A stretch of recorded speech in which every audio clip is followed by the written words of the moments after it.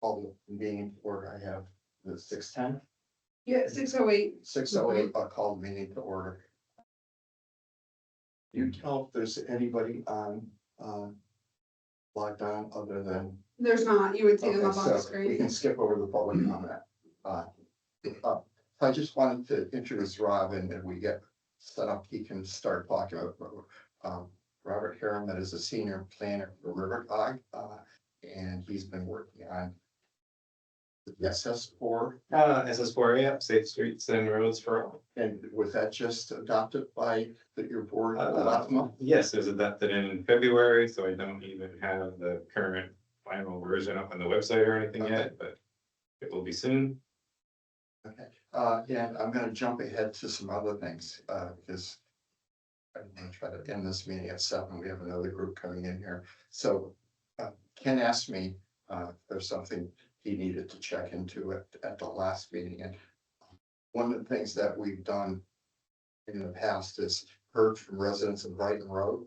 And we were going to ask that the speed limit be adjusted and possibly a temporary speed hump be put on there. Rosemary and Mike were looking into that. Looks like neither is here, but I don't know that we're ready to go ahead with it now. I will talk to them to try to get more information. Looking in the past notes, Amanda indicated that Frank Pappalardo was going to buy some new speed humps for Soundview.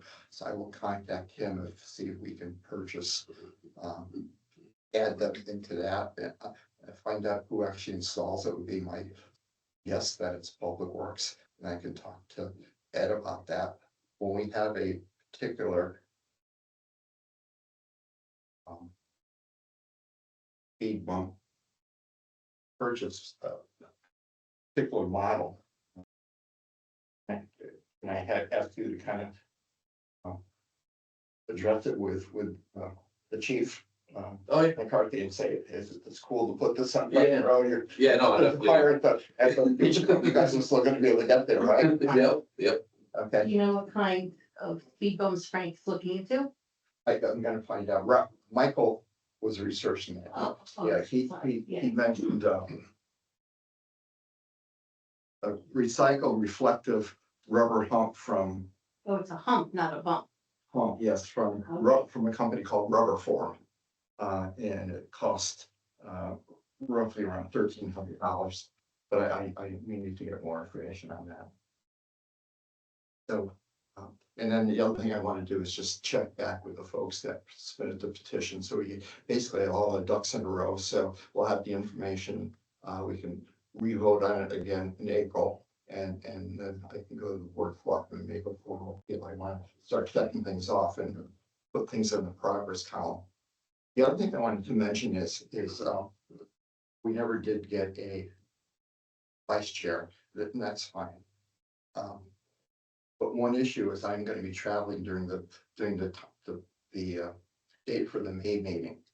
So would you all be amenable to changing the date on that May meeting? It's not a big deal. The only practical implication is that when you do that, it then becomes a special meeting, which if anybody you went to the FOI hearing, that leaves you unable to amend or change the agenda. You have to go with exactly the agenda you post. But it's not a big deal. So I will be away. The 12th, May 12th. I will be assuming I'm going to be traveling, because we're supposed to have a flight that goes through Qatar, Qatar Air, which is currently airspace is closed at the moment. I'm hopeful things will be a little quieter in 6 weeks, but we shall see. So maybe we can shoot for something later in the month. Are we all set, Katie? I think so. Okay. I mean, I'll just tab through if you don't mind me eavesdropping in. Oh, yeah, No, absolutely. So anyway, I'll distribute some dates, or we can do a little poll or whatever. We could try to reschedule that. Anyway, before we get back to the main agenda, I'll turn it over to Rob, and you could, do you want to basically introduce yourself and your work on the plan, Rob? I'll let you talk about it. Yeah, sure. As Greg had mentioned, I am Rob Harma. I'm the Senior Transportation Planner at Rivercog. I'm really the only transportation planner at RiverCog, so there is no director, there is no assistant, there is no intern, so if there's pretty much anything you guys need, you can just contact me directly, I'll have all my information in there later. This is, basically, I don't know, do we wanna just jump right into the? Yeah, so I went back and forth with Rob a little bit about what he talked about. And as I mentioned, he has a new plan and one of the requirements for speed camera enforcement or ATSCD enforcement is that by DOT is that must have a safety plan. And it seems that pretty much every town that we've surveyed or that I've talked to has used the Rivercog plan as quote their town plan. And in the process of compiling this, Rob has a section on old line within the plan. And I thought maybe he could go over that and talk a little bit about what's in the old line plan. So we don't duplicate any of the planning work that he's already done. And also, I asked if he could talk briefly about the accident experience that Old Line has had over the last couple of years. I kind of view this committee's consideration of speed and camera enforcement as kind of a three-legged stool. We have the public's perception that there is a problem in town. Pretty significant majority think there is a problem in town. We have some speed data. We need more speed data. I was hoping that John Evans would be here or Martha to talk about where we are with our cameras, whether they've been installed on the new locations that we suggested. And then the third one obviously is does the accident experience in town merit that countermeasure? I think the ATSCD work really well, but we don't want to have a solution to such a problem. So anyway, that's kind of a lead up for you. So I'll let you go into what you're on. Yeah, okay, if we can flip our slide here, that was just kind of our brief overview. She was listening. You got it. Oh, are you, she's maybe downstairs listening? Oh, yeah, okay, yeah. Yes. We can just leave it Oh, there. cool. That's good. If you're not familiar with this, I don't know if you're familiar with RiverCog. We have 17 towns in our region. We're the Council of Governments. We do all sorts of regular planning. The MPO does transportation planning. Our board is basically made up of the 17 chief elected officials and town managers in the region, with the MPO board, the transportation board, also including the Chamber of Commerce and the Estuary Transit District. That's kind of who we are. Before we get to that, let's see here. The SS4A is a new program. If you're familiar with federal transportation and planning legislation, the bipartisan infrastructure law came out. When was it? 2022. Pretty much the transportation and infrastructure has kind of remained the same since 1991. Every 5 to 7 years there's a new infrastructure bill passed by Congress. That's where the MPOs get their funding and a lot of their transportation funding comes from. We had applied in 2022. We were awarded the grant in 2023. So through 2 years, 2024 and 2025, we kind of hired FHI, and they had VHB as a sub-consultant to put this plan together. So we've been working on that. We just wrapped it up. As Greg had mentioned, it was adopted by the MPO board last month. The new plan, so we still only have the drafts on the website.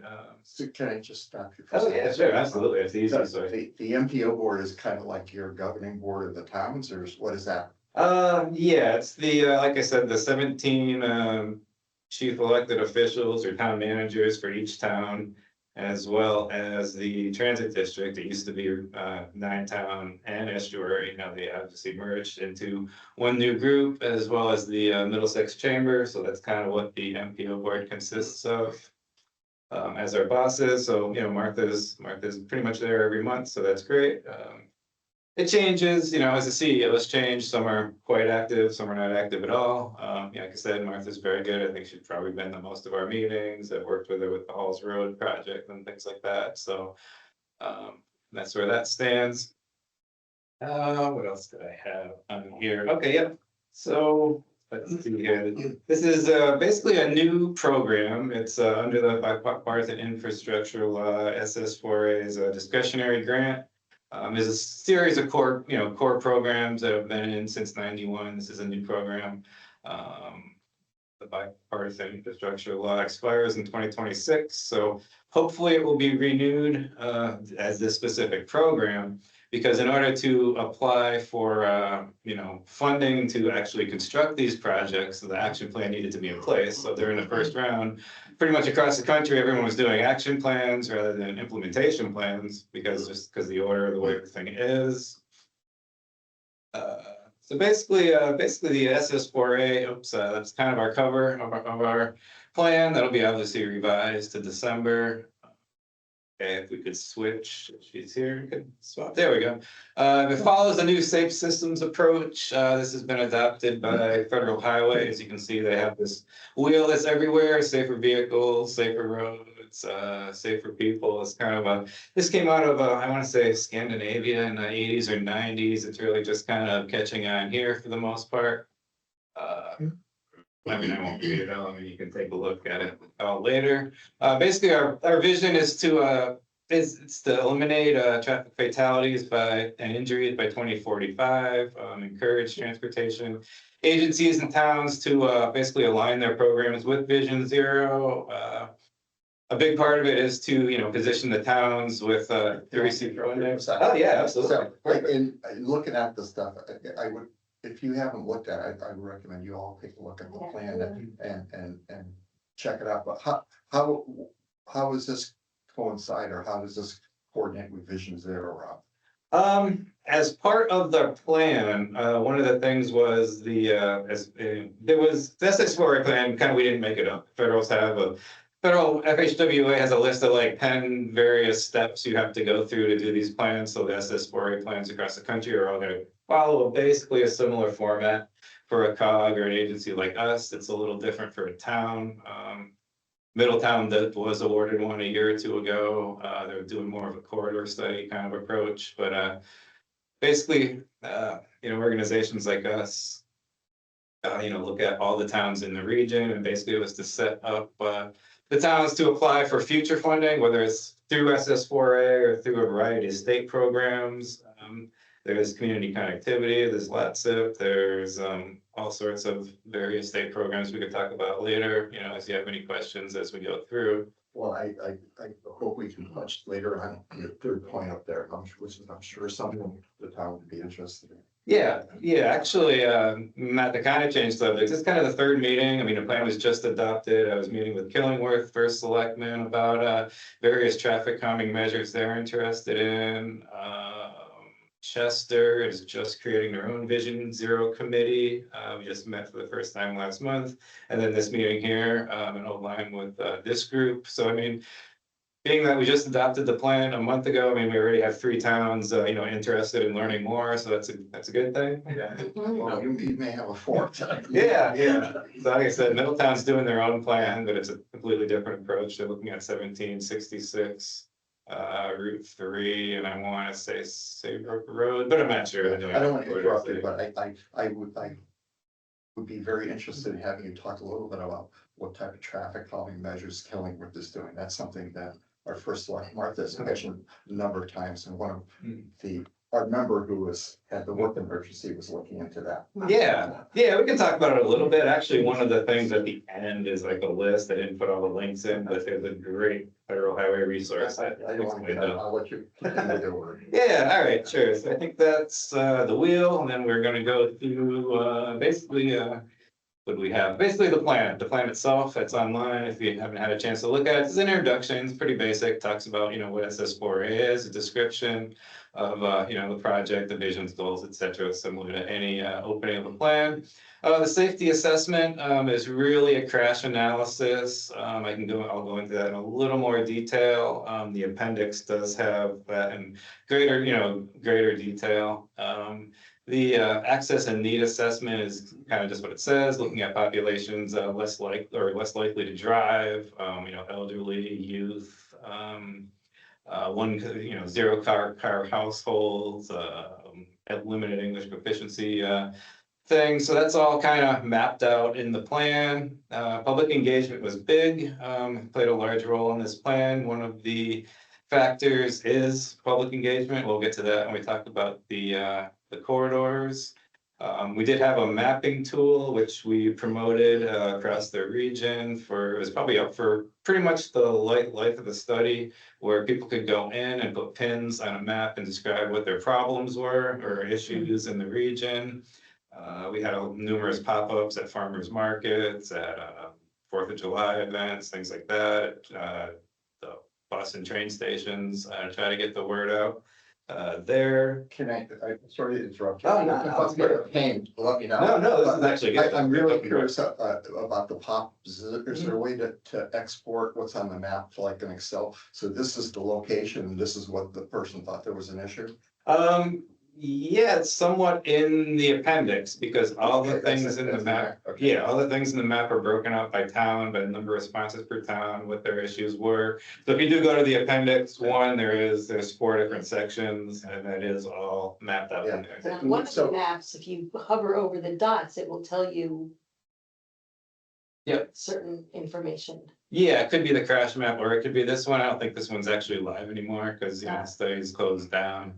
But, yeah, that is I'm just there. curious so as I mentioned, we did a survey and one of the questions in the surveys is, where do you think, what do you think are some problem roads, problem locations, intersections? I'm just curious about how the two, your response and this response coincide, whether they are different or not, so. Oh, yeah, it's definitely there. It is in the appendix. It has both the pins on the map at all the locations, as well as like, not a summary of everyone, but it does.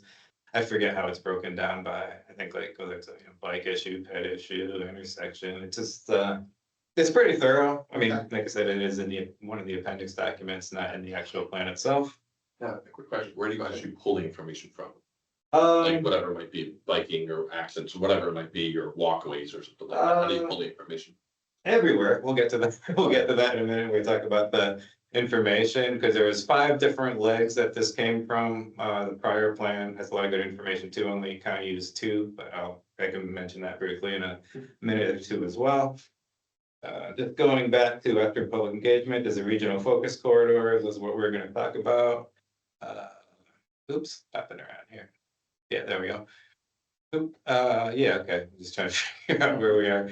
Yeah, the action plan is the recommendations, there's design recommendations, policy, education, enforcement recommendations, which I have later slides of. Progress and monitoring, that's basically, we're gonna update the data pretty much annually, all the crash data that is in our dashboard, that I probably won't be able to pull up if I don't have access here, but you could do it yourself. I can give you the link easy enough later. The municipal profiles, these are in both plans, the SS4A and the other one. This is a section for every town. I'll get into that in a minute too. And like I said, there's appendices with existing conditions, detailed safety analysis, the map tool, which is what Greg was talking about, which shows all the locations, basically policy recommendations and the focus corridor selection. We could move on. I do have the next 2 slides are the, oops, there we go. The municipal profiles for Old Lyme. The first one is basically, okay, crashes is fatality and serious injury. So this is really just the number and the locations from 19 through 23, was it? Yeah, 19 through 23. This is Yukon crash data from the Yukon repository. Anyone can get an account and look at it themselves. It's pretty detailed spreadsheet data. One thing that we did use was the roadway safety management system. This was also through Yukon. DOT had hired them to come up with a system based on basically all the federal requirements. The 3 things that we were talking about for the corridor study selection are next in line, which is the high injury network. Yep.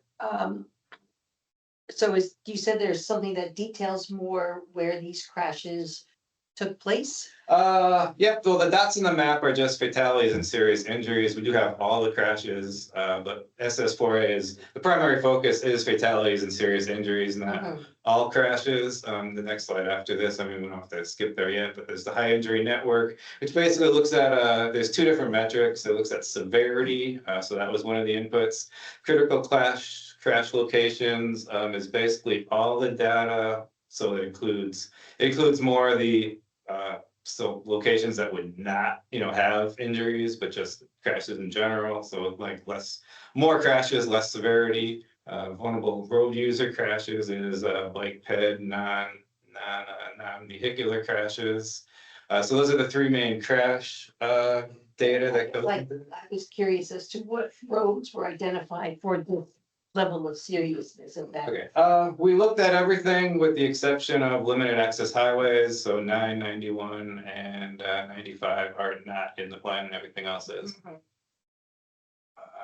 So then what else did I have there? Public input, that was from the survey as well as all the meetings. And the access and need, is the maps that are in the plan for the the various demographics that, are likely to have limited access to transportation. So those are like the three main inputs that were put together to come up with the profiles. We can flip slides. You can kind of see, oh, there it is on the top. That shows the critical corridors and which of the metrics we use to find that. The other, so that has the three crash datas, the corridors that That's the concern. only street and intersection that came up? Yep, in Old Lyme, there was 3 or 4 times it didn't have any. I can't read it, what's that? It's Huntley Road and 156. Gould Lane, the cross street on 156. Yeah. That's the only road. You I want know, the that's list? surprising. Yeah, because Right, basically right. that was using all of these, there's the 5 different metrics and they But were. I looked at this and I was like, well, there have got to be other streets on this, but that's the only. Oh, yeah, we can look at the whole thing, like I said, with the data, I mean, basically most of the recommendations apply everywhere, pretty much, but that's what came up using this set of metrics. The previous plan had 156 and Route 1, which we can look at next too, if you want to do that. I think it needs to look more detailed. There's only like one accident that's hot, man. Yeah, there wasn't very. It wasn't that, I was there, I know this accident, and Mhm. I'm like. Yeah, I could definitely give you probably 4 more roads that. Definitely got more Mhm. priority, yeah. Yeah, because I think most of that was small fender benders on the ramps and at the lights. It was just a lot of rear ends, but there was a high number, but there wasn't much of severity in that region or area. But like I said, we can talk more. Here's the design recommendation. It's just a list, things such as design standards, speed management, infrastructure improvements. The next after design, what did we have? Policy recommendations, again, In the zero complete streets. report on some towns, you had specific remedies, whether it Mhm. was a stop sign here or change of an intersection there. Yeah. But that was not elaborated on Gold Lines. No, that was, what did we have? There were 10 locations that were picked out to look into a little more detail in terms of text. And then there was 3 that actually had concept plans developed. I forget what they were offhand without looking at them. So those were. Why were those locations chosen? It was based on like I said, the metrics. There was 10 high injury networks, there was 25 critical crash locations, and then when you added in those other metrics that I looked at, that's just the way it came up. It's all in the appendix. You can have the ranked list. I think the one that even we were talking about in 156 was ranked like 22nd out of 25. So I think we ended up looking at 25 locations. I can't remember specifically, but. Okay, so we have policy recommendations and then enforcement and education recommendations. Can I interrupt you for a second? Oh, yeah, So- absolutely. So, as we look through this, so as we go and look at the appendix or whatever, Mm-hmm. if we have questions or whatever, can we address them to you, Rob? Oh, yeah, absolutely. Like I said, I'm the The way, only the way transportation I hope we can do that is rather than like, Nina was writing to Mm. Rob, if you could write to committee email address, and I'll kind of, Andrea and Sophie have the same question. I don't, he's gonna get it twice, and we can forward that on to, but if you look at it and have any questions, send them to me and I'll see if Rob can answer. Yeah, yeah. Sure. Okay, so that's kind of the SS4A plan, then it looks at the next plan, if we flip. That's the RTSP, which is the Regional Transportation Safety Plan. This is kind of the precursor to the current plan. It uses 15 and 19 data rather than the 19 through 23 data. It only looks at basically the high severity crashes. This did not really have a public involvement aspect other than going out and meeting with all the towns. Most of the recommendations, I mean, it's only 5 years old, so it's everything here is probably hasn't been addressed yet either, so it really would be just as irrelevant. So it just has the older data. This is a list of I think just some of the things that came out of some of the meetings with the towns, the crash locations. I'm curious, did anybody from O-Line work with you on this, or did you just kind of do an overview of the town? Nope, this was actually VN Engineers that did this. These Okay, were done. Your consultants. Yep, this was done statewide, so unlike SS4A, where there's a few towns that this was kind of an update of the SS4A plan using different methodology. This was VN Engineers. There was a town meeting in every town. I think it said who was their current planner at the time, and keep from here, it's too far away. I mean, it went out to everybody. That's who probably had shown up back then. That was Route 1 and Route 156 too, if we So flip. Route 1, yeah, the crashes, Route 1, Town Woods, Boston Post Road, near Hillside, near Sill Lane, and Mile Creek Road. Yeah, if we flip the next two, it goes into those two locations in a little more detail. Oops, maybe the next one. That was the previous map. There it is. Which one was that? Was Route 1, and the next one was Route That was Boggy 156. Hole and the Town Woods. But those were the kind of the locations that came out of that study. And if we keep going, I think there was a little more. The recommendations that were made for that site, who were they presented to? On this one Yeah, or the other one? the one that just showed Laysville, because it said like flashing speed feedback signs was one of the recommendations, and clearly we don't have that. And so if this came about before, it would in 2019, because this is the old. Yeah, this was from 2021. I want to say this one was adopted, and the other one, so it was about 5 years ago. Yeah, the town, basically. I don't remember who was here at the time. Was Bonnie there at the time? Would that have been through the police department or the first selectman's office or? Yeah, I don't remember who was involved. I mean, it went out to everyone, the public meeting, you know, at the municipal offices. But So. given that this is a state road, so did this information also get sent to the state? Oh, yes, the state was actually the ones who did this plan, unlike the SS4A. I think if you go to the next slide, this follows a whole different thing. This follows the state's highway safety improvement plan, which is a different thing. So this has the recommendations that it follows the state plan. I recognize that top intersection, right? Yeah, so this has, the state has in their highway safety plan emphasis areas. This uses the same one. And it bases, the recommendations on a 3E process, which is, education, enforcement, and engineering. So that's kind of, I didn't come up with and put in all, all the various recommendations, but just an idea so you can go back and look at it, so. So that's just kind of a brief summary of the two plans. I don't know if there is Do any. you want me to go back a slide? Nope, you can actually move up one or two. Yeah, see, so it uses different emphasis areas. As I said, it's, not the safe systems approach, follows a state plan approach. DOT actually had hired the consultant to do these for all the regions back then. So that's where they came out. They're supposed to be updated every 5 years. A lot of the COGs are updating it with the SS4A plan instead, because it uses the same, Yukon data, just just addresses things differently, so. And Can you, we talked about, some of the data sources in the appendix, Rob, are you gonna jump? yeah, because we can skip the ATSDs if Yeah, you guys yeah. are good with that. I think we're all pretty familiar with that. Yeah, okay, so this is just some other sources, not really in the appendix, but just that we have. Obviously, the RTSP is the older version of the Safe Routes to School plan. We do have a bicycle and pedestrian master plan that also has vulnerable road user crash data. I think it was from 17 through 19, so there's heat maps and you can see the whole region in the town. It does have all sorts of countermeasure design guidelines for bike facilities. So if you're interested in that, it's a good resource. You know, it talks about everything from sharrows to dedicated bike lanes to off-road bike lanes to everything, and has various metrics for the towns, you know, based on traffic volumes and things like that, and you know what would be the best fit. So I mean, it's just a good resource.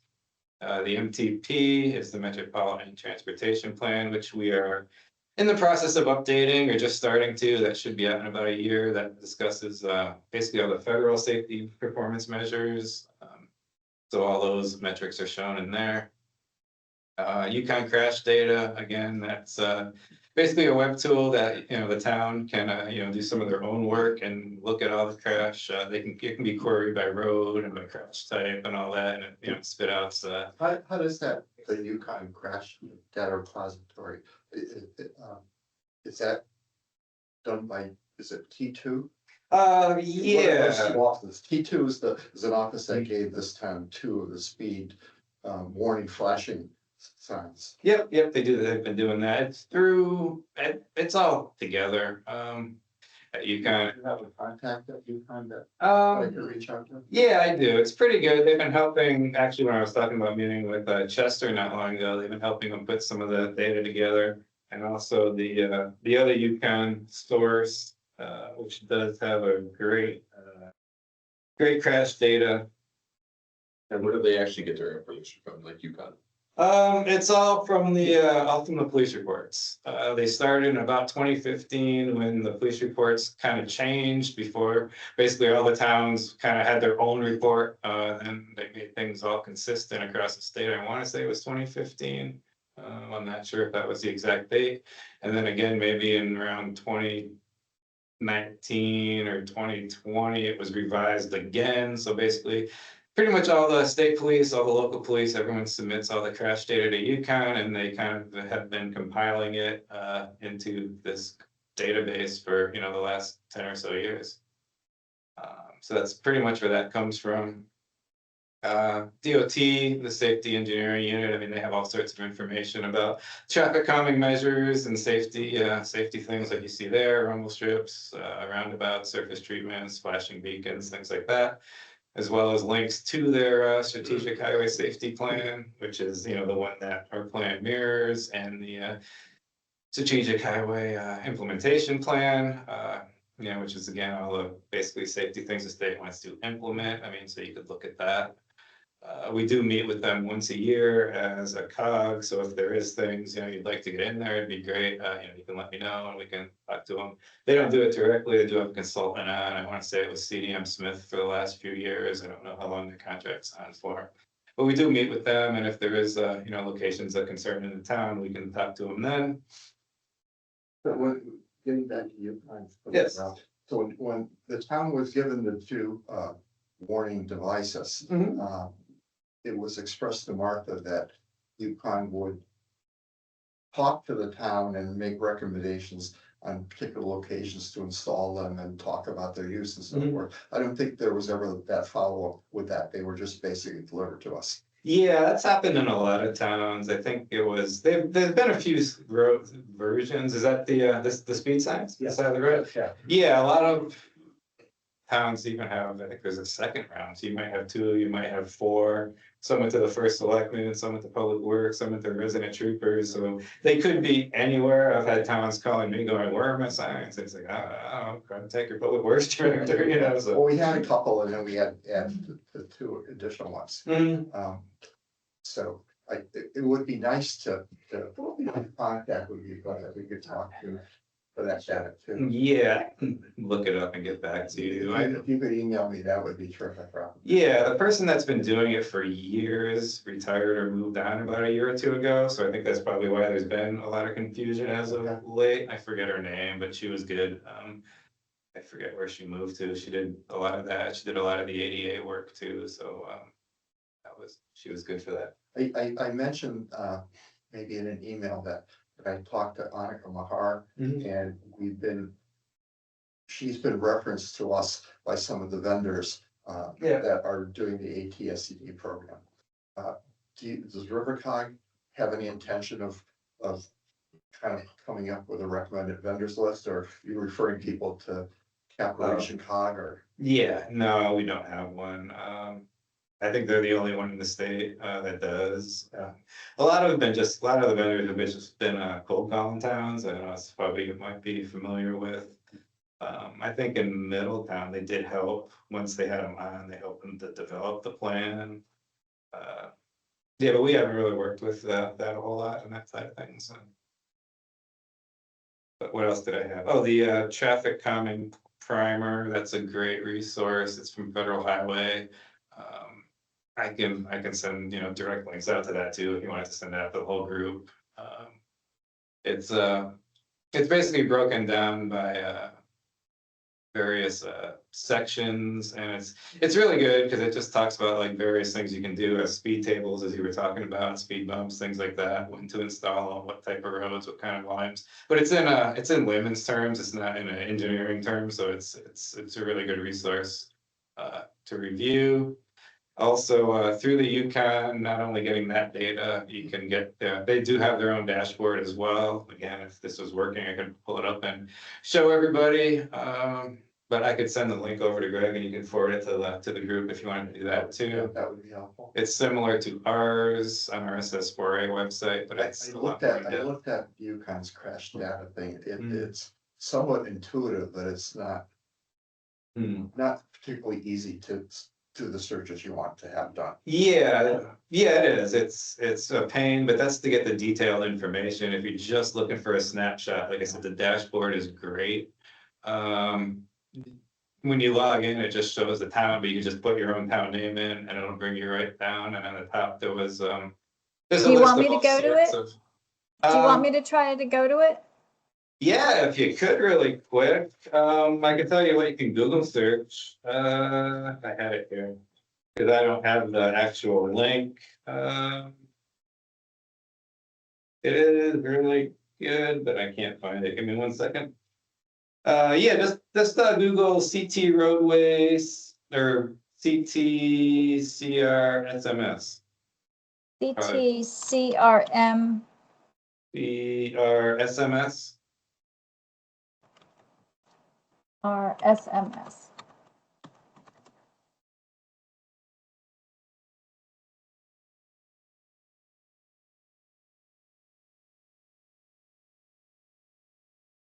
We have to jump to this fairly quickly and cover because I'm gonna pass over some of the things on the agenda because of the absence of people, but Sophie wanted to have an opportunity to talk about license plate readers versus the cameras. Yeah, if it doesn't come up, like I said, I can send you the Okay. link and you can. And I'm getting ham radio and a Wikipedia thing. Yeah, no, that's okay. I mean, Yeah. if you guys are fine, I'll just send it out. It does have the crash data. You can search it by year. I think it defaults to like 2015 to current, so it's a ton of data on the top. It goes back to the HPMS, so I don't think it has serious injuries. I think it's only fatalities only, but you can sort by, fatalities. I think buses, trucks, young drivers, old drivers. I mean, it's really good. It'd be handy, if I could pull it out. But that way you can look at the data without going through all the tables. It just shows up right there. You can click on each individual crash location and it'll give you the basic information that's tied to the Excel file. So it's really good. But I can send it out and you can play with it. Okay, does anybody else have any questions for Rob or about the plan or any of the topics we talked about? Well, thank you for your presentation. Yeah, I'm sure. Like I said, reach out anytime. you know, looking at other roads as well, I mean, too, I mean. Yeah, like I said, most of the countermeasures would apply anywhere, I mean, it just depends on the situation. That's how the four that where the plans were drawn out were actually more like infrastructure improvements, where you could say, okay, we're gonna put in sidewalks. You know, to make a plan that says put up a stop sign, you just can't really draw it out, and you know what I mean, do it, so it was more the in-depth ones, that's how the three that were designed there were pulled out from, so I do remember that. I remember what it was, Durham, Old Saybrook, and can't remember what the third one was offhand, but. Well, this gave a little more detail as to like a traffic light or flashing light than what I read in the report. Yeah, it's an overwhelming amount of information, that's why it'd probably be easier, I mean, if people wanna just talk individually, or if you have any questions on any of the things after you look at it. You know, a lot of this is pretty generic, you know, it's things that any, you know, could be implemented in any town, you know, various safety countermeasures and enforcement and education things, So, I mean, you can just take it from there, and, you know, if you have specific locations, I mean, I do have traffic counting equipment, I haven't used it that much lately, so it is getting old, so if you did want speed counts, I mean, you can give me a call, I can put the tubes out, and you can get, you know, speed counts and volume counts for a specific location. I do have Did you to, do those on state roads? not really supposed to, but I can.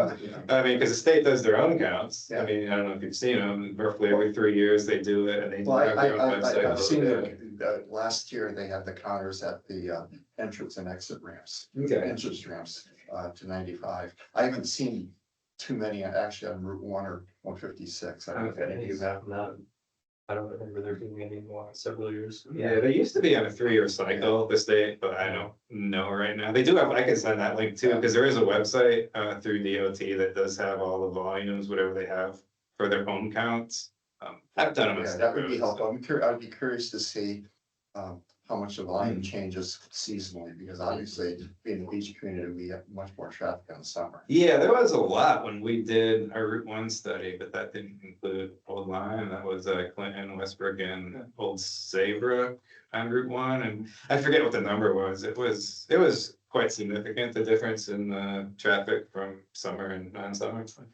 I don't know why mine wasn't in that study. But that was old. That was probably like 15 years ago or something. So, but. So I want to move along and let Sophie have the floor. I just wanted to lead into that, though. I wanted to thank Andrew for sharing a story that was published this week, that the state police council put forward a policy regulating when agencies what they can do with automatic license plate cameras, and under the new guidance, the data can't be searched for civil immigration matters, reproductive health, or gender affirming health service cares, and if police departments share data with out-of-state agencies, those agencies have to agree with the written policy.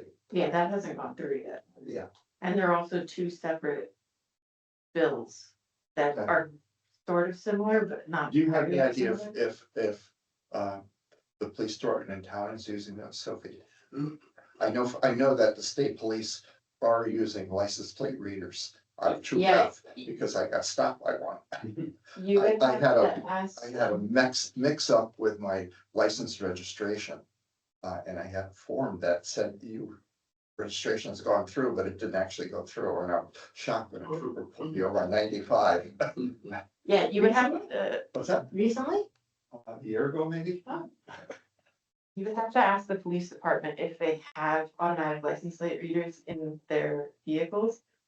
When all of the information that led to this new, these new guidelines came out, Old Lyme was not listed as one of the towns whose information was being accessed by out-of-state agencies. It was not. It wasn't As listed. being used for Right. out of state, so it was, I'm clear of that, is what you're saying. I mean, who knows? It just wasn't listed, and I have no idea if they have or do not have. That's something maybe we can ask Derek McGregor about, but I would take that with a certain caveat, because what the town police department and the constables do may not be what the troopers are doing out of Westbrook. And the troopers are on clearly on our roads and Lyme roads, during the hours that the local police Absolutely. aren't patrolling from midnight to the Yeah. morning. And I would say that because this was signed off by police commissioners, these guidelines, there are actually plenty of towns and municipalities around the country that are moving to get rid of all of their automatic license plate readers because they do not trust that there is any protection for people's privacy. And so that's also something to think about. Anyway, so I wrote this up before our last meeting because I have a lot of thoughts on this subject and I wanted to get them down so that I was not just speaking off the cuff because I not infrequently get I find it difficult to speak about certain things, so I figured I'd just read it to you guys.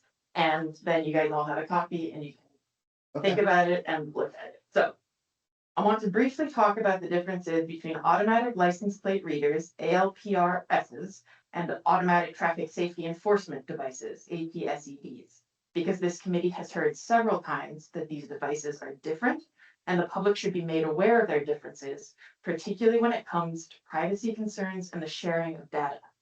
To the best of my knowledge, the main difference between ALPRs and APSEDs is the triggering mechanism.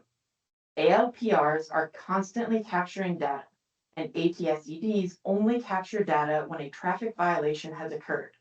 The technology behind the two devices is basically the same. Both devices can identify license plates, speed, direction of travel, location, and other PII associated with the owner of the vehicle in question. We know that data captured by PII, personal information. We know that data captured by ALPRs is frequently shared out of state and with the federal government. We know that the current federal government is data hungry. We know that legislation in Connecticut currently limits the sharing of data captured by APSEDs. But again, the technology of APSEDs is essentially the same as the technology of ALPRs. How do we know that the federal government will not want to collect the data obtained by APSEDs in the future?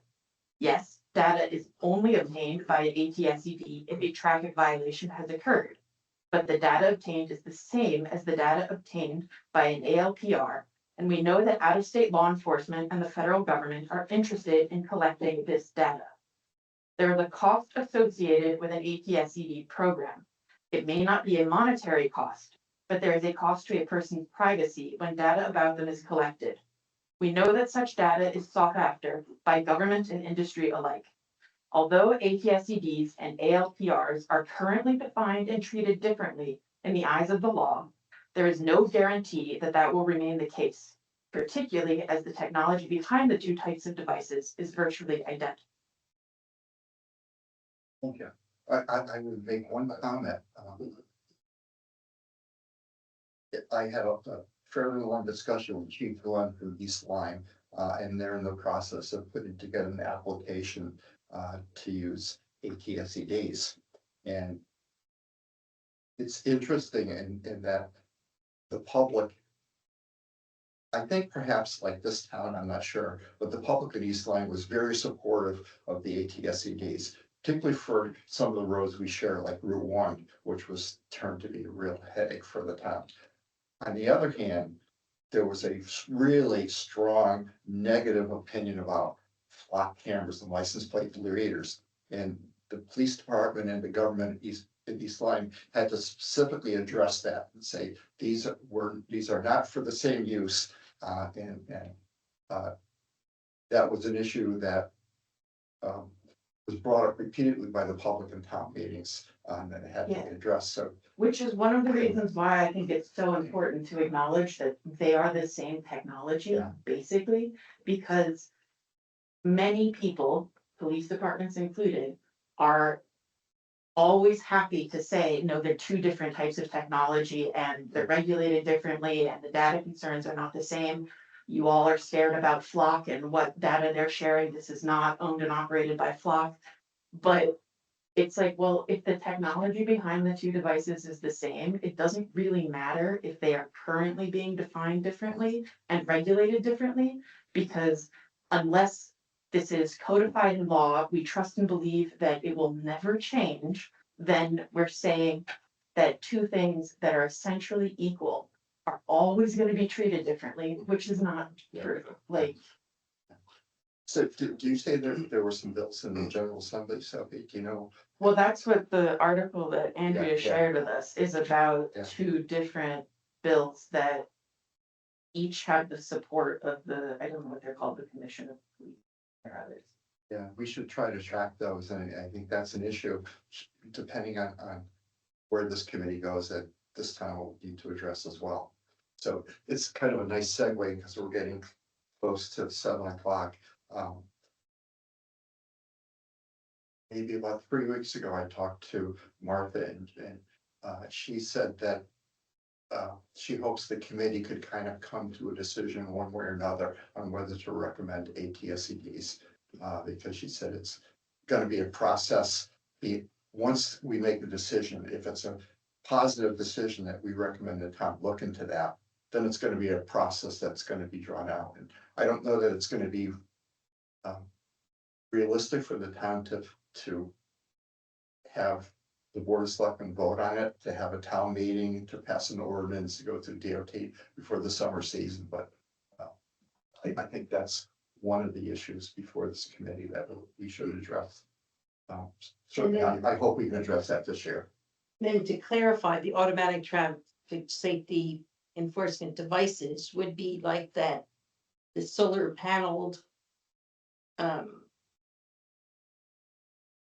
Thank you, speed signs. Correct, I mean, just. Yes, these are the devices that can actually issue a civil ticket and fine you. Mhm. And they can do more. So I talked to Weathersfield and talk about technology and combining technology. Weathersfield actually is gonna have 3 different devices. They're gonna have one for speeding, they're gonna have one for running red lights. And it's interesting that they have one intersection where there's been a lot of crashes. And DOT is letting them, it's a 4-way intersection with a state highway and 2 local roads. DOT is gonna let them put the red light cameras on the 2 town roads, but not on the state road. And then they're gonna also put in devices that are gonna monitor noise, because they're having a lot of issues with vehicles that are modified to basically make a lot of noise. I'm not sure what people do with mufflers, but there's been a lot of complaints, so.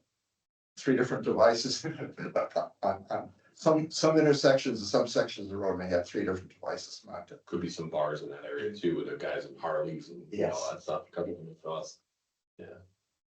So I anyway, think when we talk about it, we should be aware that we don't just say automatic cameras. We should be very specific about what we're talking about and the language we use, yeah, so we can. great point, because we have something of it now in town that is just basically a caution. It's like a yellow flashing light. This is your speed, you know.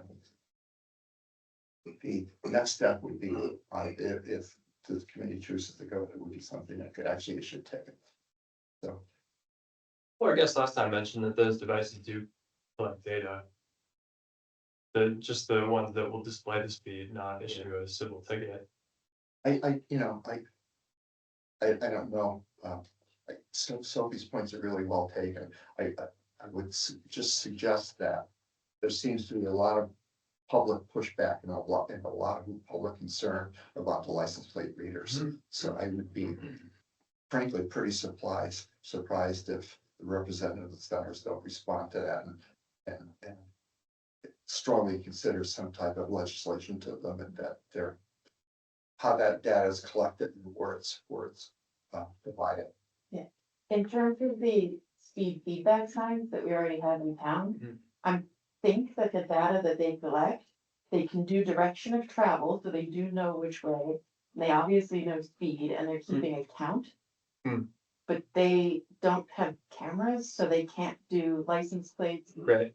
And they're definitely logging kind of day too, right? Yeah, but there's still data being aggregated, it's just not identified, yeah. You just don't know who it is. Yeah, I understand, yeah. Yeah.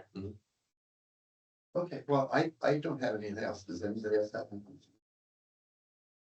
At our 7 o'clock point, I will send you all some info, so to kind of prep us for the April meeting, and I thank you for taking your time and coming over Thank here. you. Rob. Oh, yeah, And yeah, I'll Your definitely, willingness to I'll definitely follow. field some of our additional questions. Anything I get from Rob, I'll share with you, and any questions you have for Rob, if you funnel through me, I'll make sure they get to him. Yeah, I'll send those links over and you can share them with the group, Okay. and if there's more questions, we can go from there. And I just have a question. Is our next meeting the 7th or the 14th? It would be the second Tuesday. So the second Tuesday would be the 14th because the first is the Wednesday. Yes. Okay, that's what I have down. Just clarify. Yeah. Yeah, I think it's actually one of the, for my own personal view, it's one of the few months I get weeks between meetings. A week between meetings I have to share rather than back to back. We have open space to be more active, Andrew and I attend. Mm-hmm. So, Katie, are you there? Can you log off? Can I have a motion that the meeting be adjourned? Second, Sophie, and what time do you have, Cassie? 7:04. Good, great. So that's, the meeting is formally adjourned. Thank you all for coming today and appreciate your time and effort.